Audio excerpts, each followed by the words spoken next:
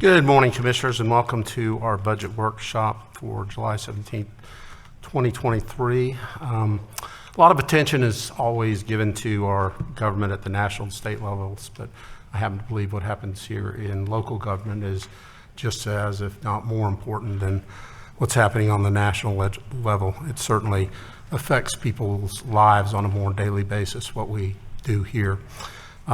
So ensuring that we have neighborhoods that are safe, that we have great parks, that we manage our critical services like important ones like garbage collection. For instance, I get more comments about things of that nature than I do some of the things on the national level, quite honestly. And I'm extremely proud of the municipal services, the superior services and programs and amenities that we provide for our residents and businesses. So today, our Office of Business and Financial Services will outline our proposed budget for this next fiscal year and allow us to continue to serve our community and make investments to address some of the challenges that we do have. And we're able to, for the 10th year in a row, hold the line on the millage rate without raising that. So it's because of good financial stewardship.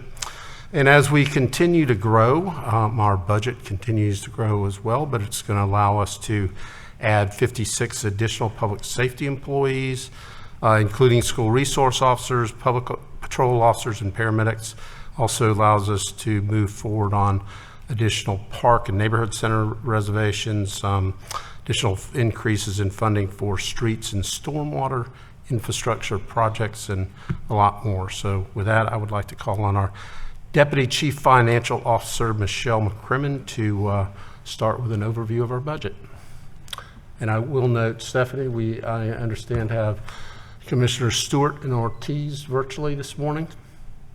Yes, Mayor. Yes, sir. Okay. Thank you, Commissioners. I'm here.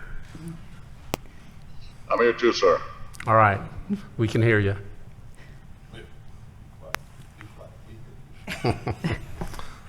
Michelle? Thank you. Good morning, Mayor. Good morning, Commissioners. Happy to present our proposed fiscal year 24 budget to you. We can get that up on the screen. Great. Thank you.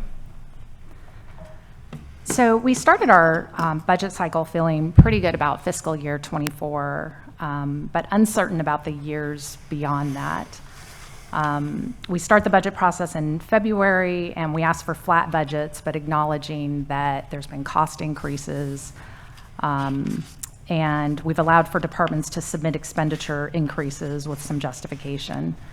We got some good news last week with the June CPI. It's at 3%, so that's positive that it's going down.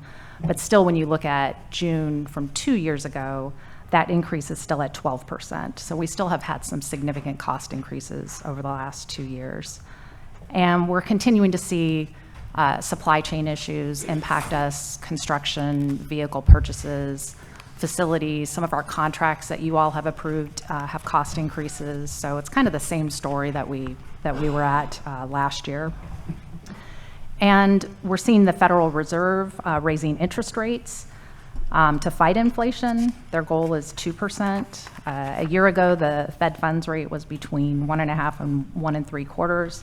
Today, it's between 5 and 5 1/4. And we keep hearing rumblings of potential recession. And then departments are still running into challenges with recruiting and retaining employees, although it seems to be getting a little bit better. But like last year, you're going to also hear that our revenues for fiscal 24 have grown. And so that's allowed us to add some staffing, some capital dollars to help us continue to maintain our high level of service. So from a 30,000-foot level, this is our budget for fiscal year 24. And so I'm going to go through most of these items. Our salaries and benefits expense is our largest line item, especially in the general fund. And we've got 5% planned and programmed in the budget for that. And that's consistent with our collective bargaining contracts that were negotiated last year. Our healthcare costs are going up 7%. Historically, we're a lot better off than industry. but we've just had some rising healthcare costs, and especially with prescription drug medications, and so we've got some increases in those healthcare costs. And we've got 65 new positions being programmed within the budget. 56 of them are public safety related. We've got $68 million in transfers for capital. And then our water reclamation team has some significant capital programs planned. And so we've got a $57 million debt issuance planned within this budget. And in fact, on today's council agenda, you're going to see a declaration of official intent. And what that does is that basically allows us to start paying for those dollars today for those capital projects, and then we can reimburse ourselves once we do go out and issue debt. And then on the revenue side, as the mayor mentioned, we're proposing no increase in millage, and then our water reclamation and solid waste teams have proposed increases just due to their operating increases of 5% and 4% respectively. On another positive note, our fund balance continues to remain strong. We're just over the max end of our fund balance policy, which is 25%. And so as a reminder to calculate that percentage, you basically take the dollar amount of your fund balance and you divide it by the next year's operating budget, general fund operating budget. So if your operating budget is going up, you therefore need to add dollars to your reserve to maintain that same reserve percentage. And so I'll talk a little bit later about how this budget also includes programming the increase to that reserve within this fiscal year 24 budget. Previously, we've included that with our year-end surplus, so that'll be a change in practice, but I'll talk about that a little bit later. And then we've talked before about just how fiscally responsible it is to have a strong fund balance. It helps us with the rating agency. When we meet with rating agencies and they give us our ratings, it helps us when we go out into the market. And then when we experience disasters like hurricanes, which sadly we see all too often, and even recently with Hurricane Ian, it helps us to have those funds available so that when we have to expend them up front, and then wait quite a bit for FEMA reimbursements, we've got those funding set aside. And, all of this wouldn't be possible without your support of prudent financial budgeting, so we certainly appreciate that.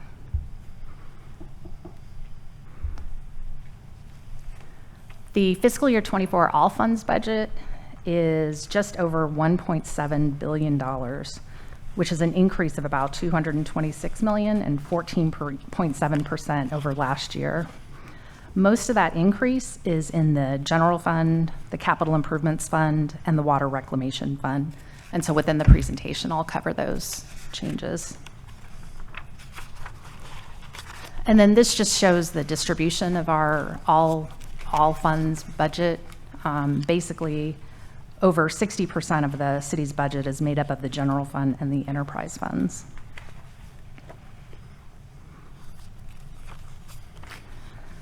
So as we have in prior years, since almost 40% of our budget is in the general fund, and this is where most of our critical city services are provided, we'll spend the vast majority of our time going through the general fund and the department budgets on that.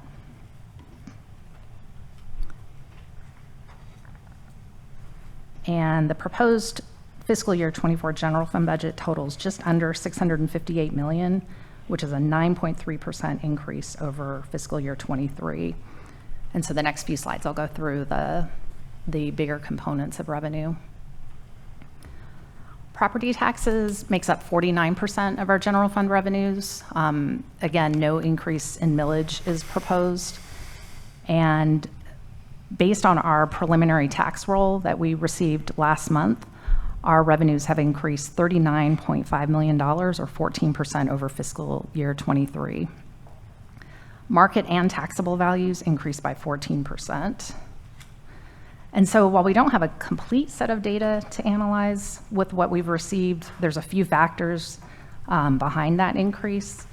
We know that 29% of the increase is from new construction, and then the remaining increase is going to be from increases in value. And what we have this year in fiscal year '24, as well as what we saw last year, is CPI comes into play. So the Save Our Homes caps you at the lower of CPI or 3%. And prior to last year, CPI was always less than 3%, so it was always below that cap. But now that we've had CPI higher than 3%, all of the Save Our Homes caps have hit that 3%. And then we're also seeing the number of non-homestead residential parcels continue to increase. Last year, there was a significant increase of about 66%, and this year they went up by another 16%. And those have a higher cap, so those are at the 10% level for non-homestead residential parcels. And then we're continuing to see parcels with capped values increased. Those went from 72% to 77%. So said another way, 77% of the parcels within our properties within city limits have market values higher than their taxable values. So over 3/4 of our parcels. And then this is just a reminder, when you get your property tax bill, 1/3 of it is for the city, with a larger portion being for Orange County Public Schools, and then 22% Orange County, and then some to Water Management District and the library. The monies from OUC represents about 16% of our general fund revenue. That's broken out between a franchise fee equivalent, which is the blue line on the chart, and then the dividend payment, which is the orange line. The total payment from OUC is $106.7 million, which is increased by about $4.5 million and 4.4%. And while the jump looks high when you look at 22, 23, and 24, starting at fiscal year 21, we actually lowered the payment from OUC between fiscal year 20 and 21, and so now it's climbing back up, basically consistent with their growth and their return to normal operations. And I know there was a lot of discussion in Tallahassee this year about payments from utility companies to general funds of cities, and so this is just a reminder, the payments that we get from OUC are budgeted within their operating budget. It's after all of their operating costs have been paid, all of their maintenance, all of their capital, all of their depreciation. So those are the payments, the dividend payments are after all of that's paid. Sales taxes are 8% of our general fund money, and those have gone up significantly, $7 million and 12%. It continues to be our most economically sensitive revenue line item. And so you can see we've seen some significant recovery in fiscal year 22 and 23. We try and stay reasonably conservative with sales taxes just because we know of its sensitivity to what's going on in the economy.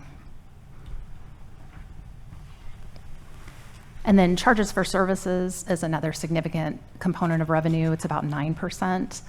Only about 1/3 of it is actually charged to external customers, so that orange and yellow line on the graph, and the dark green and the light green is our internal costs for cost allocation and enterprise dividends. So on the expenditure side, because we have a balanced budget, the general fund expenditures have also increased by $56 million and 9.3%. And I'll talk about a couple of items that are pretty pervasive among all the departments, but then we'll get into the individual department budgets over the next few slides. Salaries and benefits makes up just over half of our increase in the general fund. And so some of those factors behind the increase are the addition of the new positions, the pay increases of 5% and healthcare increases of 7% that I mentioned earlier. And then we also have increases in the police and fire pension plans that total about $3 million. And then kind of pervasive with the departments that heavily utilize fleet and facilities, those costs have increased as well, just due to the rising cost of maintenance and the higher vehicle replacement costs. And then this is just another snapshot of the general fund by department. We'll go into more details again in the next few slides, but you can see at a quick glance, the largest increases, both from a dollar and a percentage perspective, are in non-departmental, police, and fire. And this order of the slide goes from the highest percentage to the lowest, and so that's the order that we'll go through with the departments. And then just a snapshot of the general fund expenditures. Percentage-wise, public safety continues to be more than half of our general fund operating budget. And then we've talked about this in the past, but this just compares our public safety dollars that we spend to the property tax money that we bring in. And it just continues to show our commitment to public safety, because each year it consistently is higher than the property taxes, so even with our large increase this year.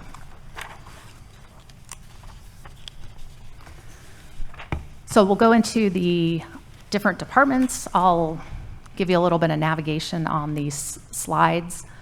On the left side of the slide, the top left, we've got our general fund divisions. So when we talk about the general fund budget, those are the divisions that are covered.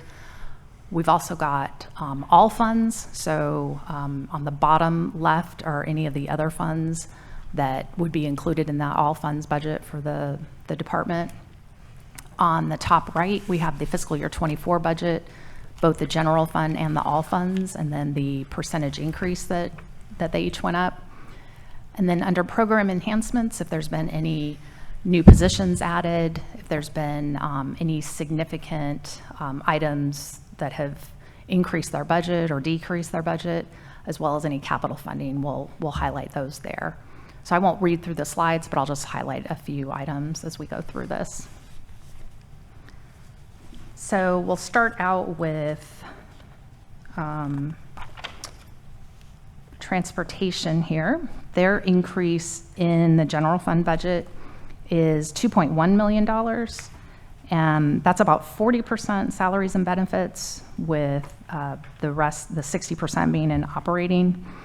And the operating costs, the most significant piece of that increase is streetlight operating costs. They had some significant increases in those costs. The police department budget increased by about $21.1 million. About 70% of that was salaries and benefits related, and 30% operating. And you can see there's 50 new positions added, 41 sworn and 9 civilian.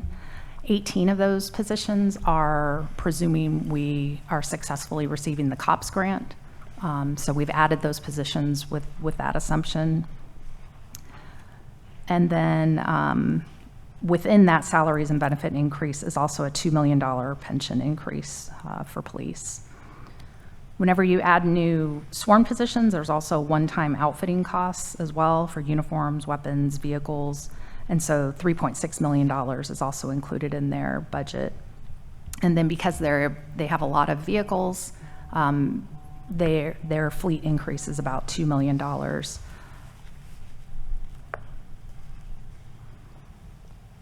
The Economic Development Department, their budget increased by $1.8 million, about 80% salaries and benefits and 20% operating.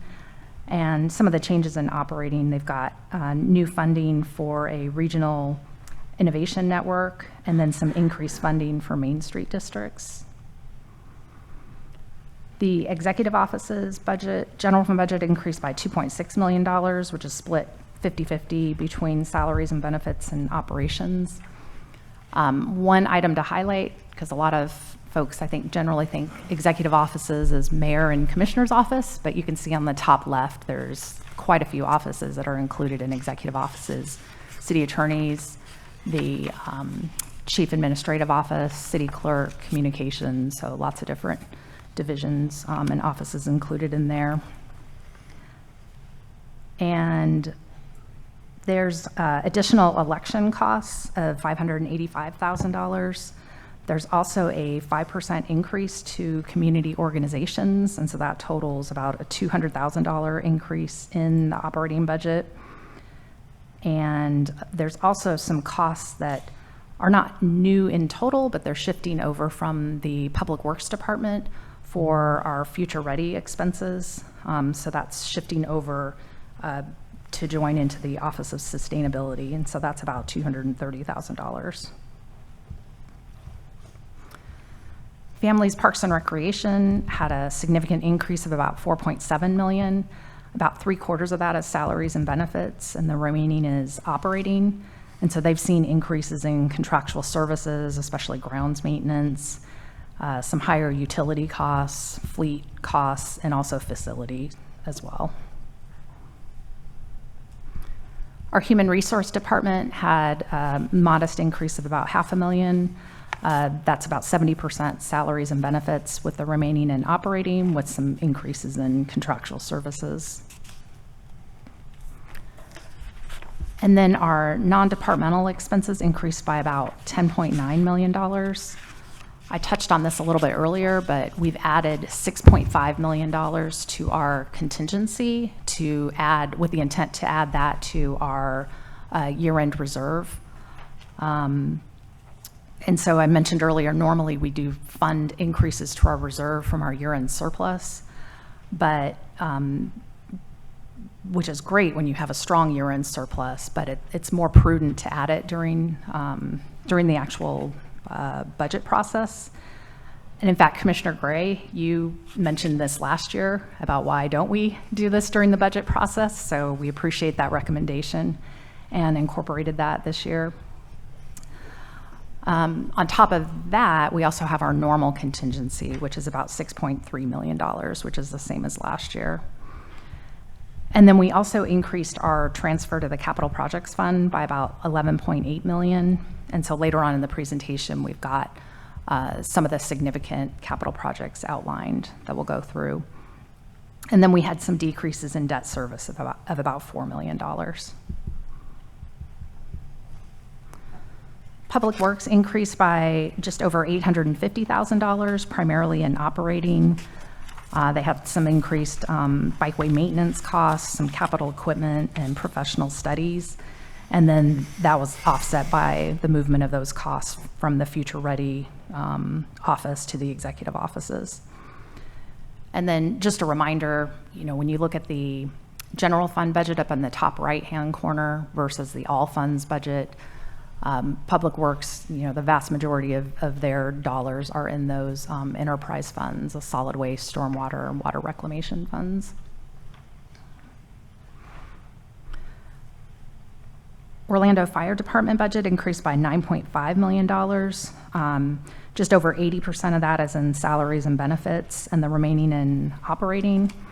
And within their salaries and benefits increase is a $800,000 pension increase, as well as they also have a new cadet program for about $900,000.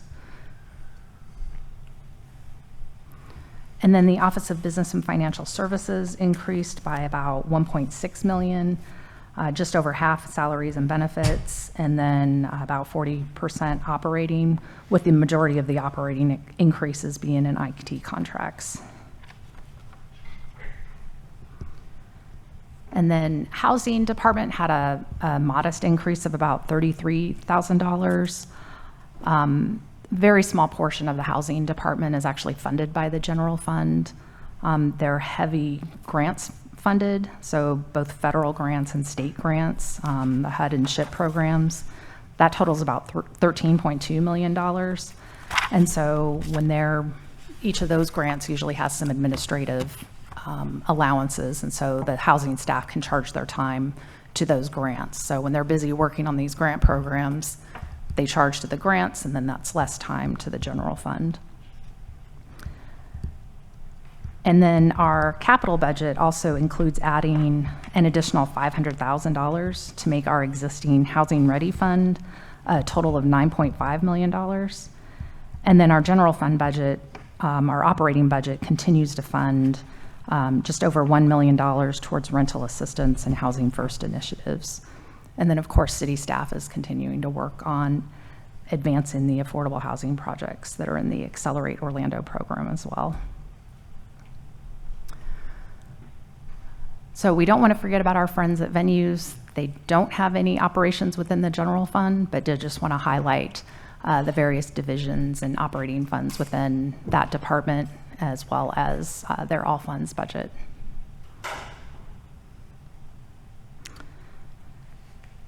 So from a staffing position, you can see the trend of increases in city staffing as our population has grown. And so our proposed budget includes 3,919 employees within that budget. When you look at employees per 1,000 residents, you can see the trend has actually gone down. So even with adding those staffing in this year's budget, our employees per 1,000 residents has gone down from 12 to 11.7. That said, our public safety has remained the same from last year. So really the trending that's gone down is in our non-public safety employees. And so this is a good indicator of delivering city services efficiently.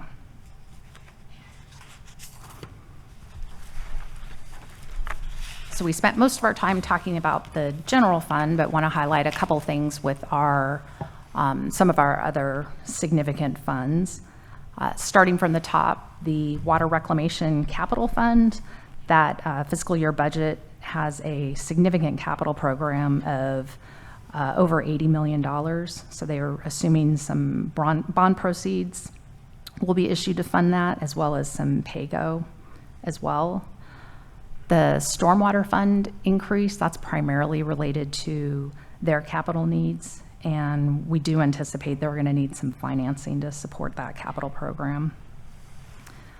The Capital Improvement Fund, a lot of the previous slides highlighted some of the different projects that will be funded through the Capital Improvements Program, but that increase is primarily related to the increase from the general fund. And then the SHIP Fund, happy to see that going up. So that's gone up $672,000 over the prior year. And if we look back, fiscal year 22 was $2 million. So that's at least a nice increase from a couple of years ago. CRA's increase is primarily due to the property tax increase. So that's allows them to continue funding their key priorities. The Venues Fund, they continue to see strong operations with their numerous events and concerts. So their budget has grown. And then the Water Reclamation Revenue Fund, so these are their operations, not the capital side. Their budget includes a 5% rate increase, and they've definitely seen the impacts of inflation on the cost of chemicals and as well as their salaries and benefits. And then the fleet funds, they've got higher replacement costs, fuel costs, and then inflation-related contractual increases. So we see an increase in their budget. And then parking has seen some strong operations, and their budget also includes a transfer to their R&R fund. The healthcare fund, there's increases in premiums, so we see their budget going up to fund those higher costs, those higher healthcare costs. And then the solid waste fund assumes a 4% increase. Their operating budget is decreasing. They've got some lower fleet costs, both fuel and replacement costs, primarily in their residential fleet. But that's their fiscal year 23 budget was a little bit high, so it's really truing up fiscal year 24 to be closer to what it should have been.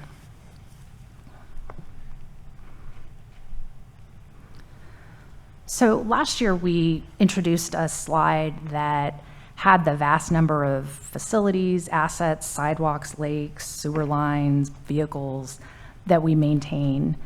And so what we did this year is we presented this isn't all of the capital projects, but it's the significant capital projects, and really tried to align them with our assets, so you could get a good gauge of the types of investments that we're making into these critical assets. And so you can see here for families, parks, and recreation infrastructure, our recreation centers, our athletic fields, our parks and playgrounds, you can see the significant investments that we're making in various funds, and this also includes some of our park impact fee budgets as well. As well as our buildings and our fleet. We continue to invest in our roof replacement, solar, and facility repairs. There's always something to repair. We've also got some increased funding for Fire Station 11 here, emergency generators, and then the $3.4 million fire apparatus replacement and future fire stations. You actually just saw some of the fire apparatuses in your last council agenda. Some of those they've got long lead times, so they're for a future fire station in the southeast. And so we've got funding for that equipment. And so we'll be setting aside funding each year until that comes in. And then we've got funding set aside for fleet electrification. Lots of sidewalks and streets, and so we've got, we continue to fund the sidewalk repair and remediation, as well as the school safety sidewalk program. We've increased pavement rehab from $5 million to $6 million.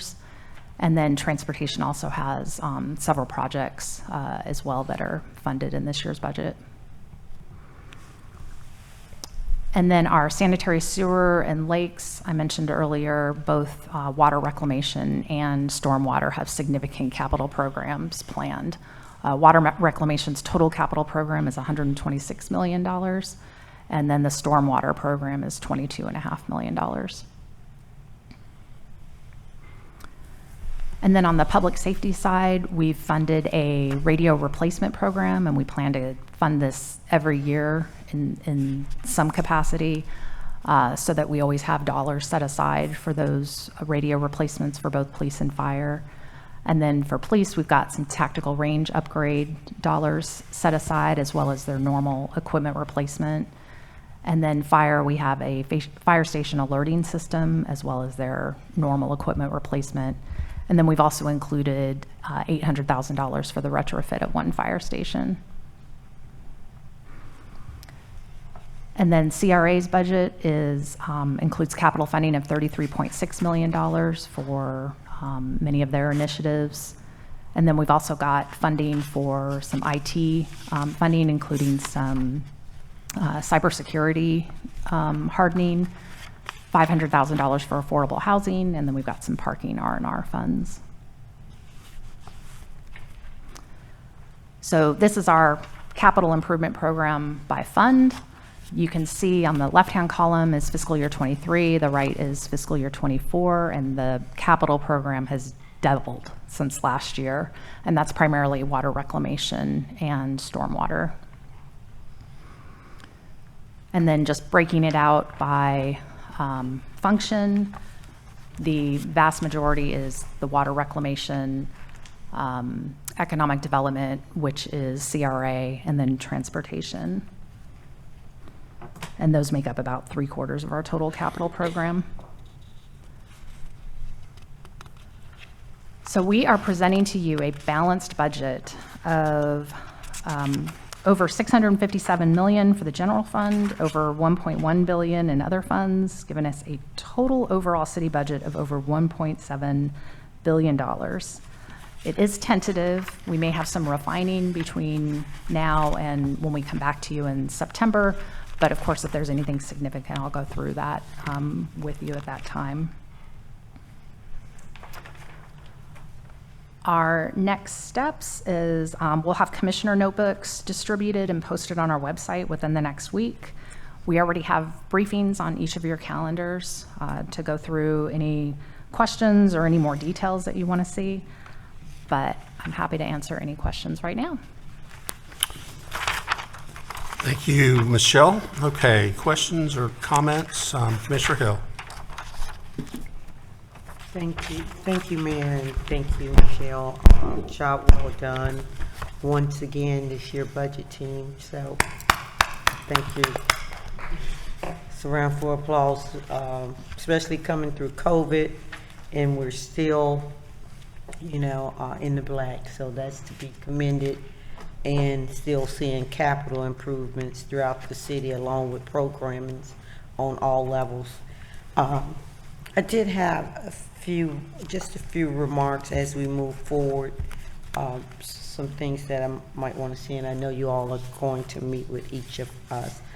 But I guess one of those things, and it's not in order, but the way I was thinking, with our police funds, I saw some in which I'm in full support, but from my community, what I'm getting more of is the necessity of more non-emergency and 911 operators. I don't know, I didn't see that on there as had as a part of hiring process, but that's something that they've been seeing, trying to get through at times. So that could be noted. I'll just jump in. There are, within the new positions within police, there is 8 communications staff to handle overlap. So there are some additions to the 911 staff included in this year's budget. Okay, great. And then I guess I'll go to wastewater and solid waste, which is one of our most important departments, I would say, and make everyone happy. I've been speaking here the last year with some of the employees, and they've had to work overtime, which they did not mind. But what they did see is a few of them being pulled off their routes when it would be 2. Now it's 1. And maybe that's the way we're saving money, but they feel somewhat overworked and out of organized versus them having 2 on a truck versus this 1 and trying to drive the truck, jump off the truck, get the garbage lined up. And so I don't know if there's any funding we can help Corey with to when it comes to those employees that we've taken off some of the trucks. Yeah, the solid waste budget does include the addition of 7 commercial equipment operators. So that's included in their budget, but Looking I at know we've got. residential, which is where the real hard work happens.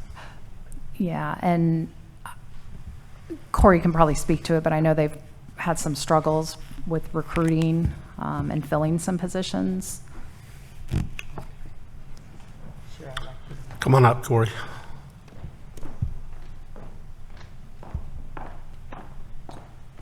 Thank you all. Thank you, Commissioner. Yeah, we've, in the residential side, so a lot of our residential trucks right now are the automated side loads. So that only really requires one person to kind of, drive the truck, and they do that.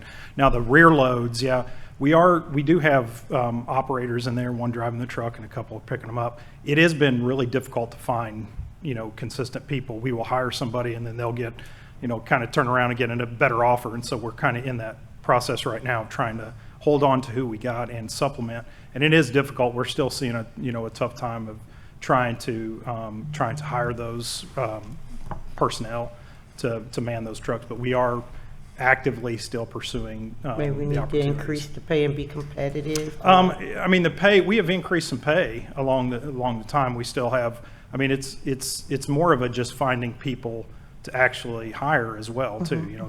There's been some struggles just getting people on when we're competing against several other entities. Are we including giving private second chances? Because I found that HR has been so structured to where when these folks are on work release, we'll let them work for us through different entities. But once they're free, they can't get hired. It's really a tough row to hoe to even work on the back of a truck with the city. Can we relax some of our hiring mechanisms for those type of jobs? It's a thought, Mayor. I can see if they're, haven't robbed anybody, not true villains, but might need a second chance. Maybe we can hire a few of our returning citizens and work with New Hope. I think it's an organization here in the area that we can find some partnerships to fill that gap.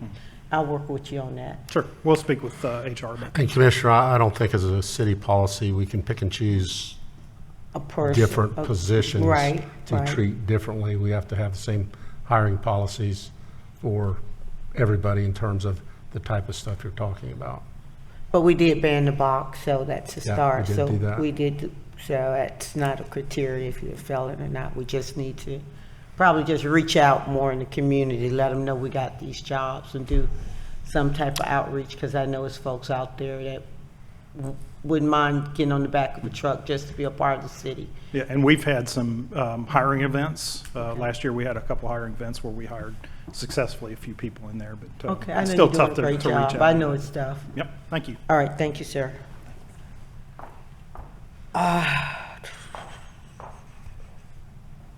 Fire. So that we did increase their budget, which is great, and thank you, men, for giving us your all out there. There was some questions that I had regarding, when I spoke with them here a while back, recently, about ballistic vests. I know going into certain areas, and times have changed since 3-4 years ago, unfortunately. But I want to make sure that we give them the same type of equipment when we're going into certain areas that we suit our officers with. I don't know if it's the same material. I told it's not. But not all the firemen, but if they're going into where we know there's engagement and shooting and high caliber weapons of such, or night downtown, and they're off duty. At least they have the same comparison of equipment. I know it costs a little bit more, but we can't put any money on a life. Okay, yeah, we've got just over $1 million for fire equipment included in the budget, so we can Okay. certainly look and see what they've requested, because that covers replacement, but also some new equipment as well. Okay, wonderful. And I know you'll work with Chief on that. Chief, that's something that I would at least like to look at. And I talked to you a little bit later about the other component. Fleets. We're trying to go electrical and really needing more service cars with so much to cover and so many different details. But what I've noticed lately, and which is causing a hardship, I know in my office, is the fact I didn't know until recently, with everything going on in the city, where my staff go to get a fleet car to go to a city event, I'm paying almost $40, $50 an hour. And I'm trying to figure out why, for a city event, thank God for the budget mayor gives us, but it's being ate up on all these new surcharges that the city is giving us to use these vehicles or have events. Is there anything we can do about that by charging us rental fees for cars? Yeah, in general, any vehicles that we have set aside for, we call them motor pool, so kind of those general, you don't need a vehicle assigned to your office full-time, but you want to use it, as you said, like a rental car. So we generally need to recover, so we need to charge rates to be able to support, any kind of maintenance, any kind of replacement, fuel and so forth for those vehicles. But we'll take a look at the rates that are being charged on there just to make sure that it's reasonable, but that's generally the model. Yeah, and in essence, it's not a rental car for me. It's taking care of city business, because if it was a rental car, I'll be heading to Daytona Beach. But really, it is something that's causing us a hardship, Mayor, especially when you have some districts have a multitude of events that they have to go to, and staff can't all pile into one car, and they have to go in different directions, and it's just something to think about. Sure. And I don't think they get any monies for wear and tear on their vehicle. But nevertheless, something we hopefully can look at. Yep, no problem. And then my last thing is our recreation budget. Once again, I think COVID presented a unique opportunity when we had to put park rangers out to make sure everything was being sanitized. But we've been able, because of good stewardship, to maintain those park rangers. And I think it really helps the community. So to see if there's more money's been put in place for park rangers. I know we got so many new parks now, which is a great thing, and to have some live bodies out there from the city to help navigate, you know, those parks and the different amenities in them, especially Lake Larned, which I'm advocating for. Our first year, we're just, you know, trying to figure it all out. And now it's a space that's activated almost 15 hours a day. And we're putting more programs in there. So I know we're gonna need a larger number of rangers. Hopefully we can help recreation with that.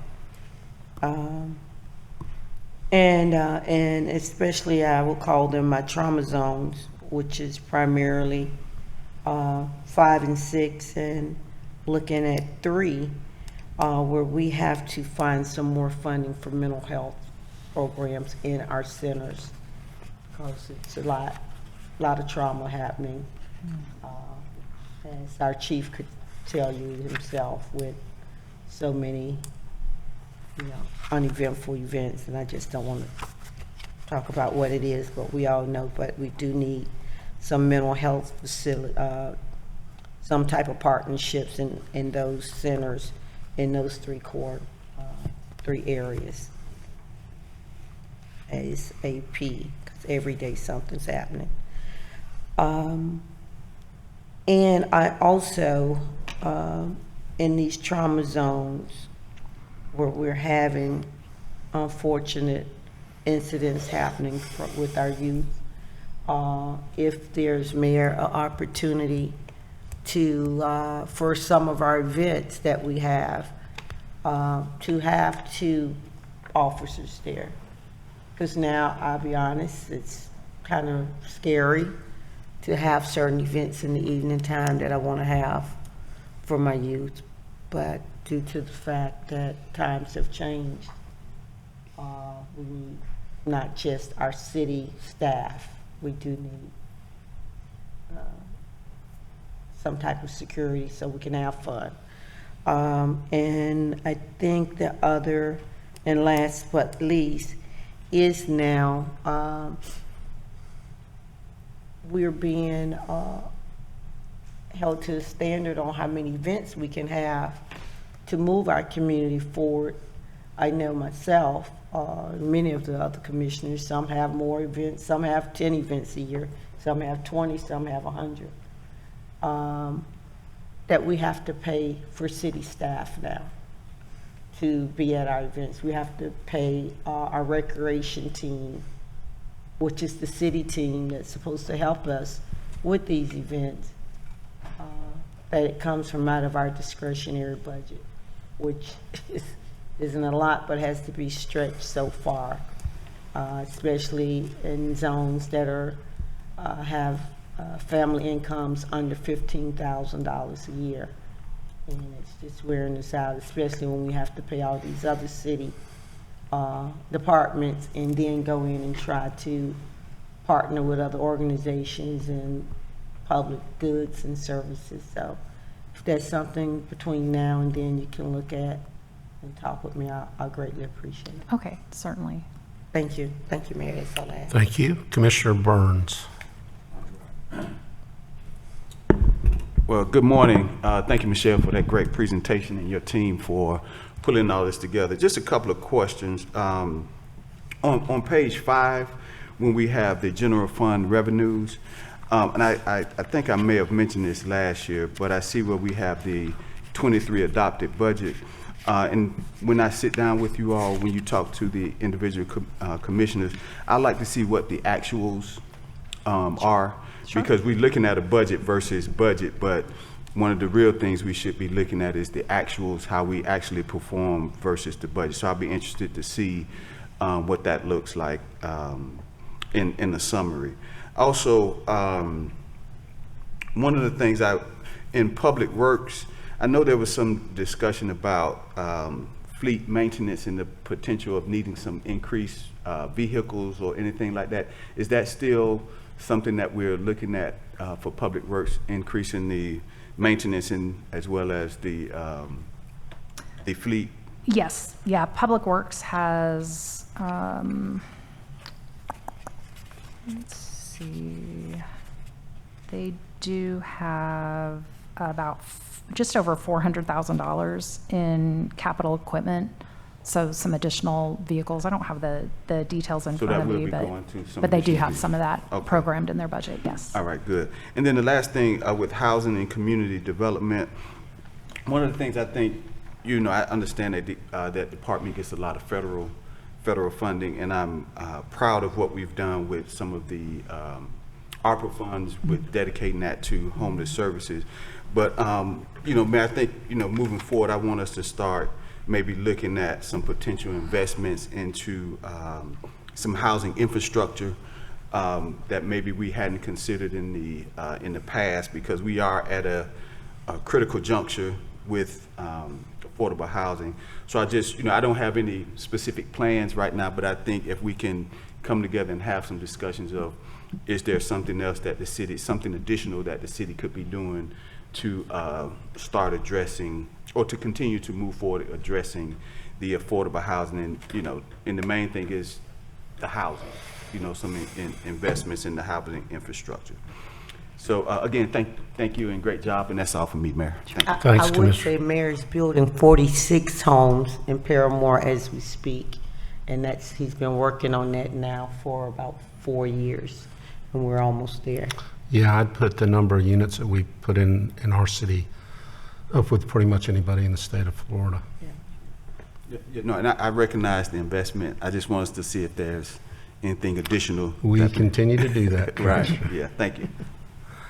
Commissioner Sheehan. I'll be brief, Mayor. I just wanted to say thank you because I know in years past we've had to guess what's going on with the budget. Y'all do such a great job, going over every single item, and we did not used to get these kind of, we get good information every 2 weeks on our council agenda.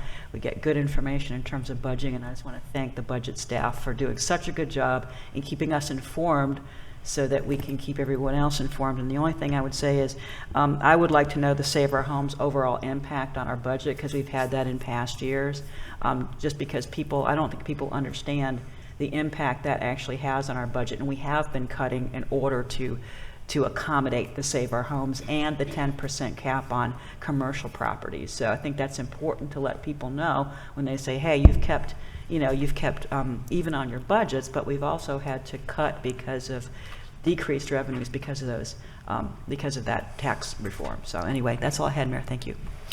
Okay, anybody out there in the virtual world, commissioners? I don't see any hands up on the We're screen. good, sir. Good. Okay, Chris, Michelle, Martin, the whole crew, thank you. You guys have been doing stellar work. You still got some more to do during the summer, and then we have our hearings the first couple of weeks in September, and I know you'll take commissioner input during the course of the next month or so. So thank you for a great presentation. Absolutely, thank you.